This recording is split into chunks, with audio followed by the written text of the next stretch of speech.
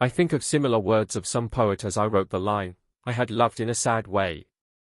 I can also say, equally, I had loved life in a sad way, or I had loved myself in a sad way. If we suppose that our conscious thoughts affect reality in some way, then the above line must be an aroma, however innocent, even pure, that poisons our little garden. Because in the above line, or emotion, is found the whisper of pain and sorrow. I was outside in the garage this morning. I thought of some painful thing. The words, pain and suffering, jumped into my mind, and immediately I caught them and I thought, it forms a core. By the word, core, I simply mean some center point in our minds. There is a foundational core inside us, and secondary cores, what we can call operational cores. Now in the dimensions, mystical and physical, a thing pivots and trades based on the core, and, in more dramatic language, our quantum thoughts weaves alchemically our lives and reality itself based on the core.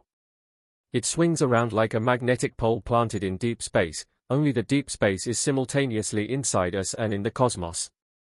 Should I really be a cloaked figure, a hooded and stooping being, over my destiny, with an old-time apothecary, an ancient pharmacy, with little bottles of poison, or memories? As we know from history, the apothecary is a sort of early or proto-pharmacy. It is interesting to me that in the 15th century, in London, these practitioners formed a membership, calling themselves the Worshipful Society of Apothecaries. It seems an extravagant name in one way, and pointed, in another, which is to say, from our angle, we pay homage, obedience even, to the operating cause inside us, whether sorrow, or whether hope and joy, and one does not need to reach too far to call our inner workings, and little bottles of memories and despair, and opinions of others which we keep in bottles, and our involuntary and mad obedience to them, the Worshipful Society of Apothecaries. The core of sorrow or sadness will not give up its strength outside the insistence of another core, which is a sort of center core, which is our awareness of our exquisite self.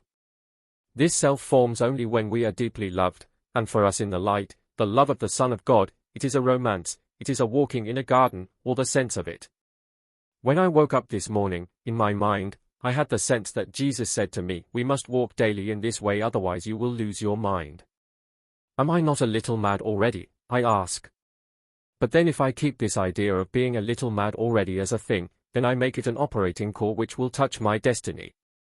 Now if the saying from God above was from God, I can only understand it from the distance of speculation and say that it is not speaking of a madness as in psychiatry, but something of relative equalness, which is to say, that when the mind of the brain is without scope, content with narrowness, with the self-deception of a little lucidity, then it must be a kind of madness.